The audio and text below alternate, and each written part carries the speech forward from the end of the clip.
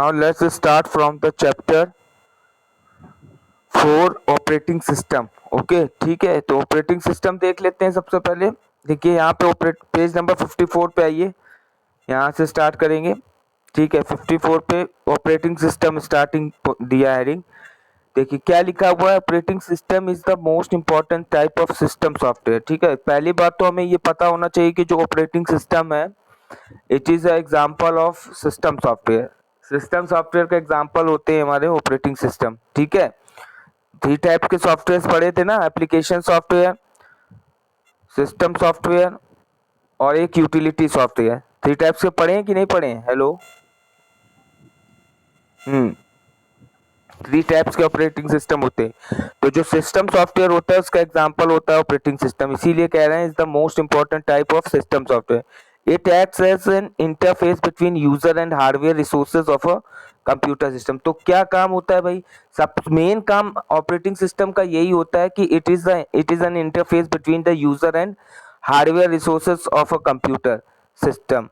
कहने का मतलब ये है कि without installing operating system in the computer we could not be communicate with the system. जैसे मान लो सपोज यू हैव, आप क्या किए कि यू हैव परचेज लैपटॉप और डेस्कटॉप और आप उसको परचेज कर लो, उसको घर पे ले आओ। ठीक है, तो क्या वो अपने आप स्टार्ट हो पाएगा क्या? हेलो। नहीं हो पाएगा, क्योंकि वो हार्डवेयर पार्ट्स है। तो उन हार्डवेयर पार्ट्स को चलाने के लिए कि भाई वो यूजर के साथ कम्युनिकेट कर सके, एक सॉफ्टवेयर की जरूरत पड़ती है। वही ये जो सॉफ्टवेयर होता है, वही ये सिस्टम सॉफ्टवेयर हमारा ऑपरेटिंग सिस्टम कहलाता है, जो कि एक मेन पार्ट होता है कंप्यूटर का। Without installing operating system we could not be communicate with the computer. तो यू एक तरीके का ये मीडिएटर भी होता है यूजर और हार्डवेयर रिसोर्सेज से कम्युनिकेट करने का। ठीक है, तो अब आगे इसमें बता रहा है it is in charge of controlling all activities of a computer. फिर अगला इसका काम क्या होता है कि it is in charge of controlling all the activities of a computer system. ठीक है, तो जो कंप्यूटर सिस्टम की सारी एक्टिविटीज हैं उनको उनकी कंट्रोलिंग भी करता है। एक्टिविटीज ऑफ जैसे कि मान लो सिस्टम में बूटअप हो रहा है, बूटिंग प्रोसेस हो रहा है, बायोस प्रोसेस, या कोई भी फाइल का कॉन्फ़िगरेशन इंस्टॉल हो रहा है कोई ठीक है, माउस का कॉन्फ़िगरेशन, कीबोर्ड का। ठीक है, इसी तरह से सीपीयू का। तो ये सारी चीज़ों की एक्टिविटीज़ की कंट्रोलिंग इंचार्ज पूरा ऑपरेटिंग सिस्टम ही होता है। ठीक है, या मान लो कोई प्रोग्राम रन कर रहा है तो उसकी कंट्रोलिंग का, तो वो तो मेन पार्ट सीपीयू का हो जाता है, but it is also a part of operating system. ठीक है, हेलो, यहाँ तक क्लियर हुआ सभी को? ठीक। अब देखो बता रहा है there are 4 important components of a computer system. 4 important components computer system के क्या हैं? पहला तो देखिए एक हार्डवेयर होता है। सबसे पहला तो इंपॉर्टेंट कंपोनेंट्स हार्डवेयर ही होता है, क्योंकि without hardware we don't could not be communicate. मतलब हार्डवेयर अगर नहीं होगा तो हम सिस्टम नहीं चला सकते, मतलब कोई कंप्यूटर ही नहीं होगा। हार्डवेयर पार्ट मतलब अगर कीबोर्ड नहीं है, माउस नहीं है, अगर सीपीयू नहीं है, यूपीएस नहीं है, तो कोई फायदा ही नहीं कंप्यूटर का। तो hardware refers to those components that can be seen and touch. तो हार्डवेयर वो कंपोनेंट्स होते हैं जिनको हम देख सकते हैं और छू सकते हैं। सच एज द जैसे सीपीयू हो गया, रैंडम एक्सेस मेमोरी, रैम को भी हम छू सकते हैं, देख सकते हैं, मॉनिटर, कीबोर्ड, ये सब हार्डवेयर हो गए। अगला हमारे पास कंपोनेंट होता है ऑपरेटिंग सिस्टम। फिर क्या होता है कि यही जो रिसोर्सेज हैं hardware, CPU, RAM, monitor, keyboard, इनको चलाने के लिए हमें ऑपरेटिंग सिस्टम सॉफ्टवेयर की जरूरत, जो कि अभी मैंने पहले भी ऊपर बताया। refers to the software that controls and coordinates the use of hardware resources of a computer system. Some examples of the operating system are Windows, Linux and Solaris। ठीक है, तो कुछ एग्जांपल्स हैं ऑपरेटिंग सिस्टम के। Windows Microsoft company का है। ठीक है, लिनक्स यूनिक्स है हमारे रेड हैट कंपनी के, और जो मैकिनटॉश है वो एप्पल कंपनी का है। ये सब पता होगा। हेलो, पता है ये सब? सोलारिस। ठीक है, तो ये ऑपरेटिंग सिस्टम्स हैं होते। इसके बाद जो थर्ड, अब हमने देखो हार्डवेयर मिल गया, फिर हमने ऑपरेटिंग सिस्टम इंस्टॉल कर लिया, कम्युनिकेशन यूजर का हार्डवेयर रिसोर्सेज के साथ होने लगा। तीसरा जो कंपोनेंट होता है फिर एप्लीकेशन प्रोग्राम्स का। आप सपोज करो सब कुछ इंस्टॉल कर लिया, तो मान लो ऑपरेटिंग सिस्टम इंस्टॉल किया अब हमको एप्लीकेशन प्रोग्राम भी तो चाहिए। सपोज तुमको एमएस वर्ड पे, एमएस ऑफिस पे काम करना है, तो एमएस ऑफिस का जब तक सॉफ्टवेयर इंस्टॉल नहीं करोगे तो तब तक कैसे हो पाएगा काम? हो पाएगा? नहीं हो पाएगा। तो एप्लीकेशन प्रोग्राम भी एक इम्पॉर्टेंट कंपोनेंट्स है कंप्यूटर सिस्टम का। Refers to the programs that are developed to solve the computing problems of the users. Some examples of application programs are the database management system and the open office suite. ठीक है, तो database DBS का कोई software डाल लिया, ठीक है, जैसे सीक्वल सर्वर, ठीक है, DB2 ओरेकल वगैरह। ठीक, इसके बाद ओपन ऑफिस सूट मतलब वही एमएस ऑफिस, एमएस ऑफिस हमने इंस्टॉल कर लिया। क्लियर?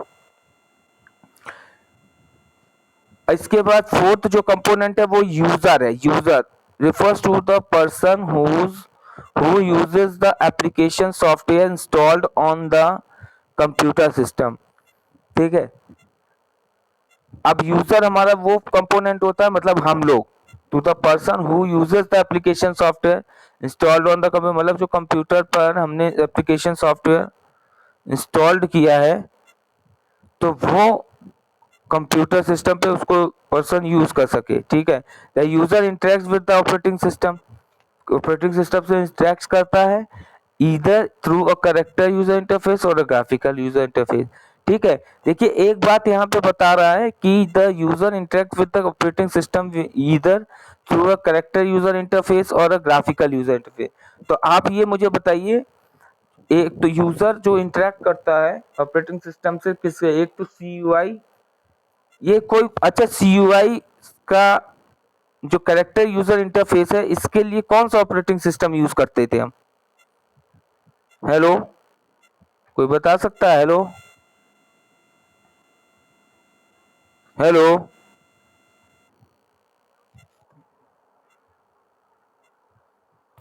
हेलो, आवाज आ रही है? हाँ, अच्छा, विंडोज कहाँ? विंडोज तो ग्राफिकल यूजर इंटरफेस है भाई। अविरल, आप लोगों में से कोई मुझे बता, कौन किसने अभी आंसर दिया विंडोज? मैंने अभी पूछा ना, करेक्ट? हाँ हाँ, बोलो युवराज।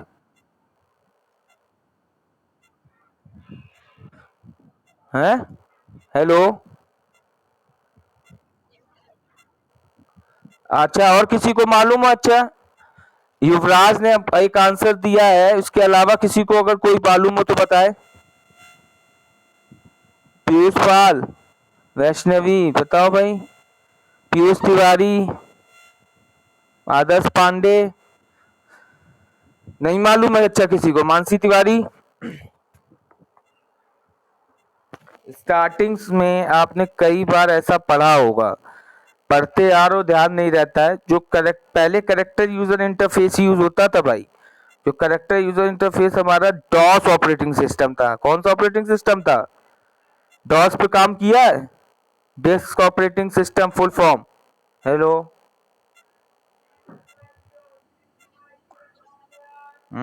चलो, अगर स्कूल खुलेगा तो दिखाएंगे डॉस पे कैसे काम होता है, अगर खुलता है और आते हैं। क्या कह रहे हो? करेक्टर डिजाइन, करेक्टर, क्या कह रहे हो जैन? हेलो, हाँ, वो करेक्टर ही यूजर फेस होता है जो डॉस में होता है। बेसिकली डॉस में थ्रू कमांड्स, जब तक डॉस का यूज हो रहा था, जिसको IBM company international business machine ने डेवलप किया था, और इसके थ्रू जब काम हो रहा था, उसके बाद ये ग्राफिकल यूजर इंटरफेस बनाया था विंडोज ने। विंडोज में मतलब माइक्रोसॉफ्ट कंपनी ने। तो पहले CUI बेस्ड कंप्यूटर सिस्टम होते थे, तो उसमें क्या होता था, each and everything we should be have to be create over there. Suppose file बनानी है, फोल्डर बनाना है, ठीक है, और आपका डायरेक्टरी बनाना है आपका, ठीक है, तो डायरेक्टरी, फाइल, फोल्डर, ये सब कुछ बनाने के लिए कमांड टाइप करने पड़ते थे। Make a directory, create a directory, ठीक है, रिमूव डायरेक्टरी आरडी, तो बहुत सारे कमांड होते हैं डॉस के, इंटरनल और एक्सटर्नल कमांड्स कई होते हैं, तो ये करना पड़ता था, तो it's a time taking, time बहुत लगता था। तो इसी को क्या किया माइक्रोसॉफ्ट ने, क्या कि हम एक सॉफ्टवेयर बना देते हैं जो सारी चीजें हम ऐसे इस पे टाइप करेंगे, तो मान लो वैसे तो बहुत टाइम लग जाएगा फोल्डर बनाने फिर प्रोग्राम बनाने, तो इन्होंने क्या किया कि भाई चलो एक ग्राफिकल यूजर इंटरफेस दें जिसमें यूजर केवल क्लिकिंग करे और क्लिक करके कोई भी चीज ओपन कर सकता है और कोई भी चीज यूज कर सकता है डायरेक्टली। तो it's saves our time, time save होगा इसमें हमारा, और काम भी जल्दी हो जाएगा यूजर को समझ में आए। ठीक है, क्लियर। ध्यान रखना करेक्टर यूजर इंटरफेस का एग्जांपल डॉस ऑपरेटिंग सिस्टम है। ठीक, चलिए यहाँ तक क्लियर सभी को। हेलो, चलिए, हाँ बोलो। हाँ हाँ बिल्कुल पूछो, डाउट क्लास है बिल्कुल।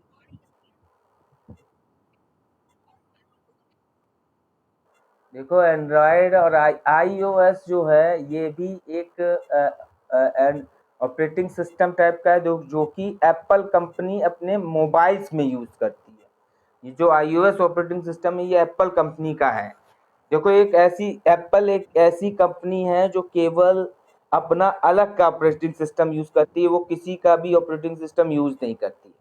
जैसे रेड हैट का लिनक्स यूनिक्स है, या आपका माइक्रोसॉफ्ट का विंडोज है, तो वो उसको यूज नहीं करते हैं। एप्पल कंपनी एकदम टॉप की कंपनी है, तो इन्होंने अपना पहले ही डिसाइड कर लिया था हमारा खुद का ऑपरेटिंग सिस्टम। तो इन्होंने लैपटॉप डेस्कटॉप के लिए मैकिन्टॉश बनाया था ऑपरेटिंग सिस्टम, और मोबाइल के लिए आईओएस इनका चलता है।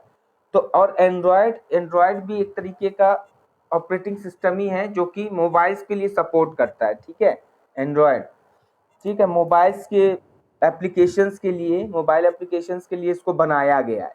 ठीक है, और इसको यूज करते हैं हम लोग बेसिकली।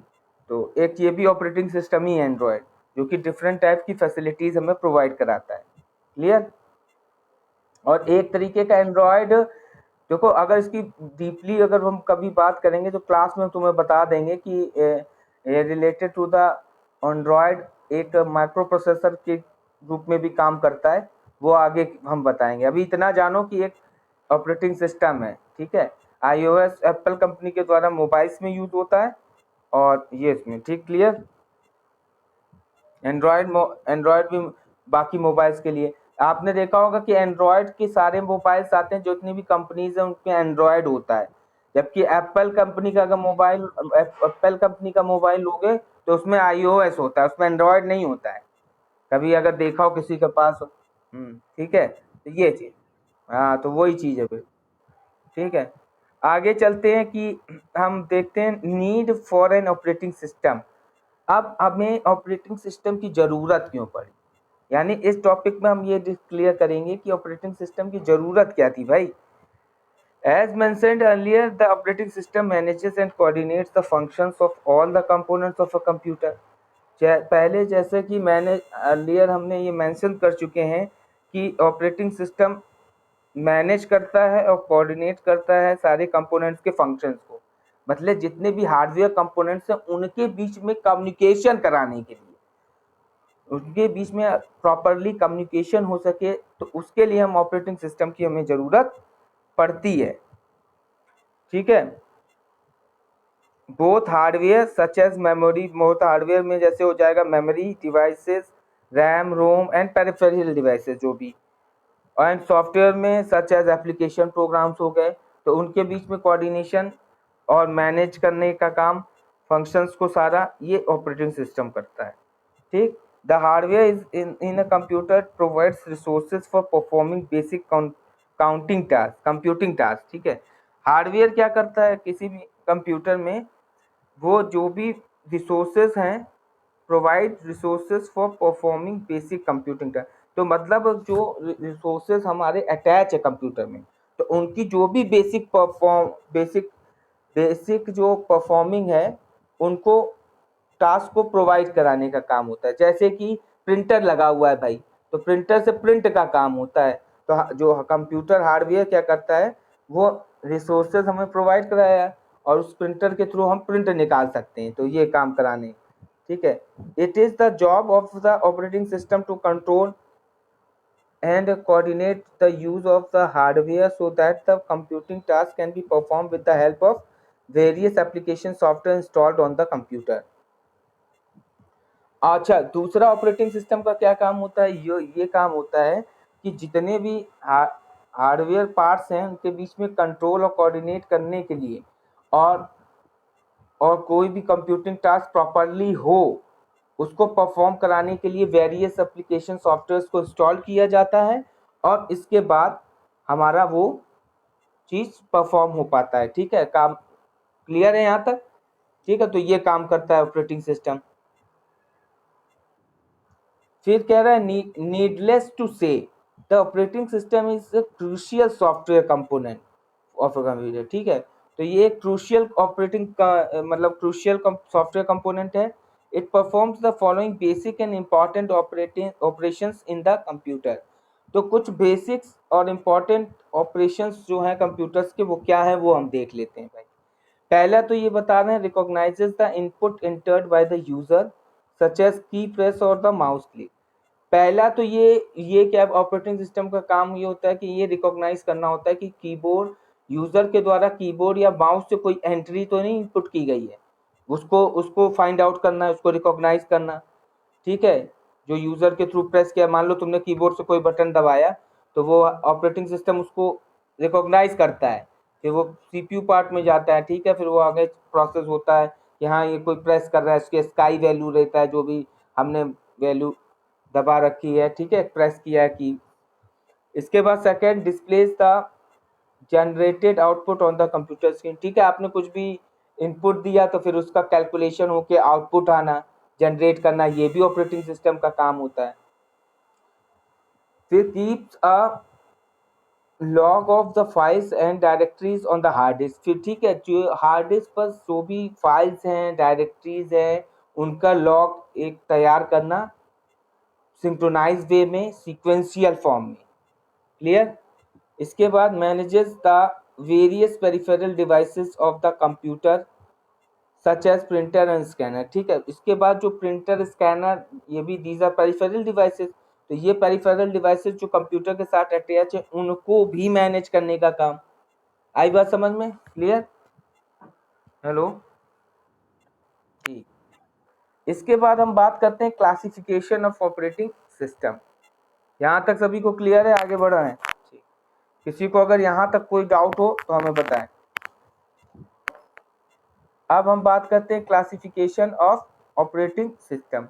तो today various types of operating system are available in the market. आज वेरियस टाइप्स के ऑपरेटिंग सिस्टम मार्केट में अवेलेबल हैं। You can select one as per your requirement. Broadly operating system can be classified into the following 7 categories, ठीक है। तो you can select one as per your requirement, जो भी हो जिस एज पर रिक्वायरमेंट। बहुत से सारे ऑपरेटिंग सिस्टम जो है मार्केट्स में अवेलेबल है और हमारे यूज़र के रिक्वायरमेंट के अकॉर्डिंग जो भी कोई अपना सेलेक्ट कर लें जैसा उनको चाहिए। तो कौन कौन कैटेगरीज के हैं ये देख लेते हैं। पहला जो ऑपरेटिंग सिस्टम है वो था सिंगल प्रोग्राम ऑपरेटिंग सिस्टम। ये सिंगल प्रोग्राम ऑपरेटिंग सिस्टम क्या है भाई, देख लेते हैं। Executes only one program at a time, only after the execution of the currently running program does the next program starts executing, ठीक है। ये कह रहे हैं कि ये हमारा सिंगल प्रोग्राम ऑपरेटिंग सिस्टम, ये जो ऑपरेटिंग सिस्टम है इस काइंड के ऑपरेटिंग सिस्टम में क्या होता है कि ये केवल एक ही program at a time run करता है। जब पहला प्रोग्राम एग्जीक्यूट होके खत्म हो जाता है तब दूसरा वाला स्टार्ट होता है एग्जीक्यूट करना, क्लियर, हेलो, ठीक। तो ये इसके बाद हम बात करते हैं मल्टी प्रोग्राम और कंकरेंट प्रोग्राम और कंकरेंट ऑपरेटिंग सिस्टम क्या होता है। मल्टी प्रोग्राम और कंकरेंट, देखिए मल्टी प्रोग्राम का मतलब होता है एक से ज़्यादा प्रोग्राम और कंकरेंट का मतलब होता है लगातार एक के बाद एक, कंकरेंट मतलब स्पॉन्टेनियसली, लगातार की बात करें अगर, कंकरेंट एक के बाद एक, allows the computer CPU to execute more than one program simultaneously, मतलब साइमल्टेनियसली। तो ये कंप्यूटर को क्या अलाउ करता है, ये ऑपरेटिंग सिस्टम की सीपीयू को ये अलाउ करता है कि एक से ज़्यादा प्रोग्राम एक ही समय पर एग्जीक्यूट करें।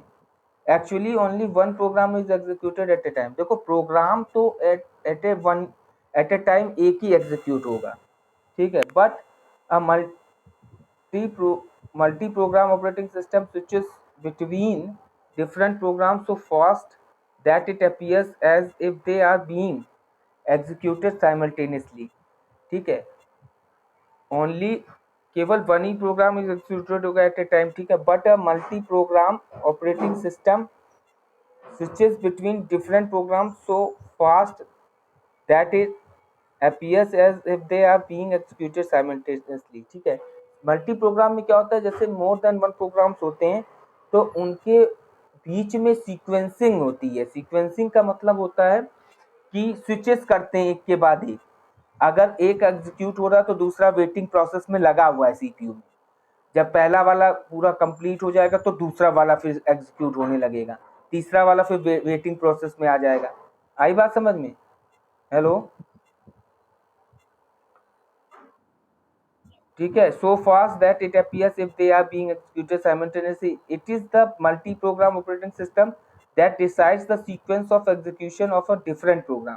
तो ये जो होता है, it is the multi program operating system that decides the sequence of execution of, मतलब जो डिफरेंट प्रोग्राम्स की सीक्वेंसिंग है उनको डिसाइड करता है ये मल्टी प्रोग्राम ऑपरेटिंग सिस्टम, ठीक है। जैसे इसका बेस्ट एग्जांपल आप देख सकते हैं, जैसे आपने लैपटॉप या मोबाइल पे आपने देखा होगा कि आप एक ही समय में दो काम हम लोग जैसे कर लेते हैं, जैसे तुम बैकग्राउंड में म्यूजिक भी सुन रहे हो और फ्रंट एंड पे आप काम भी कर रहे हो, एमएस ऑफिस खोल लिया, उधर म्यूजिक भी चल रहा है, तो दो टास्क एक साथ कंप्यूटर एक तरीके से देखेंगे तो परफॉर्म करता है, ठीक है। तीसरा काम मान लो तुमने कर लिया, कोई पेन ड्राइव लगाई है उसमें कोई डाउनलोड कर रहे हो कोई चीज, तो तीनों काम एक साथ हो सकते हैं कि नहीं हो सकते हैं?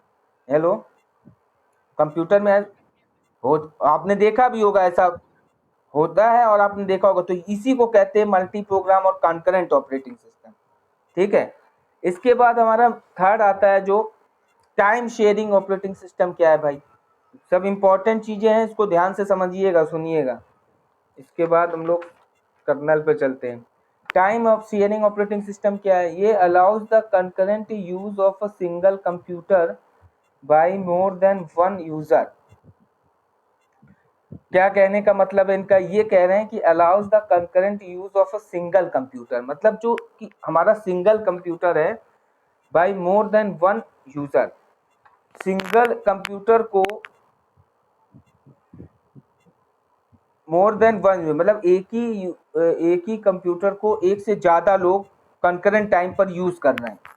In a time sharing operating system the processing of a task switches among various users based on the available time which is controlled by the operating system, ठीक है। कहने का इनका मतलब है कि टाइम शेयरिंग ऑपरेटिंग सिस्टम में क्या होता है कि जो भी टास्क की प्रोसेसिंग होती है वो स्विचेस अमंग वेरियस यूजर्स, सभी यूजर्स, जो देखो एक से ज़्यादा यूजर अगर हमारे कंप्यूटर को, एक सिंगल कंप्यूटर को यूज़ कर रहे हैं, तो मान लो चार लोग हैं जो एक सिस्टम को यूज़ कर रहे हैं, तो वो क्या करेगा, इस टाइम शेयरिंग ऑपरेटिंग सिस्टम में क्या होता है कि उन चारों लोगों को वो एक टाइम स्लॉट दे देगा।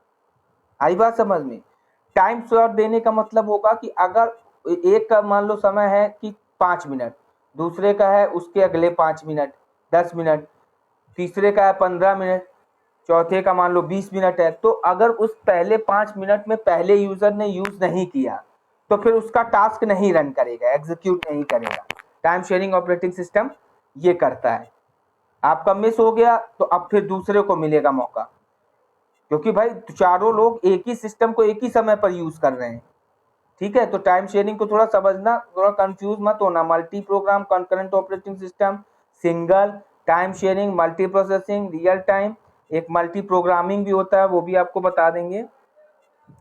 डिस्ट्रीब्यूटेड क्या होता है, तो इनको समझने वाली चीजें जरा समझना बात को, ठीक। तो कहने का मतलब है इसमें अब पहला 5 मिनट चला गया उसका, जो दूसरे, तो फिर वो दूसरे को स्विच हो जाएगा, दूसरे वाले को 10 मिनट के अंदर अपना वो टास्क पूरा करना होगा। अगर वो भी नहीं कर पाया तो अगले के पास चला जाएगा। तो ये, तो देखिए इसमें इसीलिए लिखा है the processing of a task switches among various user based on the available time, जो भी अवेलेबल टाइम उनको दिया गया उसी के according, which is control by the operating system, जो कि ऑपरेटिंग सिस्टम के द्वारा कंट्रोल किया जाता है, ठीक। Each active user is given a certain time slot to share the CPU to execute a task, ठीक है। मतलब देखो, each active user is given a certain time slot to share the CPU to execute a task. However, if this time slot is elapsed or the IO operation is interrupted due to the execution of another task that is high on priority, ठीक है। तो अगर उस time पे नहीं कर पाया तो दूसरे का जिसकी प्रायोरिटी हाई है टास्क की, और इनपुट आउटपुट ऑपरेशन में जो क्यू में लगा हुआ है वो होने लगेगा execute. Then the CPU switches to execute the priority task and the task being executed currently is put on hold, ठीक है। तो प्रायोरिटी जिसकी टास्क की हाई होगी वो पहले एग्जीक्यूट होने लगेगा, और करंट जो टास्क होगा वो होल्ड पर हो जाएगा। आई बात समझ में? क्लियर हुआ टाइम शेयरिंग ऑपरेटिंग सिस्टम? चलिए, इसके बाद आते हैं मल्टी प्रोसेसिंग ऑपरेटिंग सिस्टम की। अगर हम बात करें, multi processing operating system executes multiple program simultaneously on a computer that has several CPUs such as mainframes and supercomputers, ठीक है। मल्टी प्रोसेसिंग का मतलब होता है multiple program simultaneously on a computer that has several CPU. देखो ध्यान रखना, multi processing, multi programme, multi और प्रोग्राम और कॉन्करेंट ऑपरेशन कंफ्यूज नहीं होना। वहां पे भी एक से ज्यादा प्रोग्राम साइमल्टेनियसली रन कर रहे हैं और यहाँ पे भी, पर यहाँ पे अंतर देखना, multi program simultaneously on a computer that has several CPU, मतलब एक से ज्यादा सीपीयू यूज हो रहे हो, सच एज मेन फ्रेम्स और सुपर, जैसे कि मेन फ्रेम और सुपर कंप्यूटर्स में होता है, ठीक है। Multi processing operating system are much more complicated than single program operating. जो मल्टी प्रोसेसिंग ऑपरेटिंग सिस्टम्स होते हैं वो ज़्यादा कॉम्प्लिकेटेड होते हैं सिंगल प्रोग्राम ऑपरेटिंग सिस्टम से, as they are required to allocate resources such as printers और disk drive to complete processes in a reasonable manner, ठीक है। Some examples of multi processing operating system are हमारा Linux, Unix, Windows 2000, Windows XP, Windows 7, Windows 8 और Macintosh, ठीक है। ये हमारे कैसे हैं, मल्टी प्रोसेसिंग ऑपरेटिंग सिस्टम है। क्लियर? हेलो।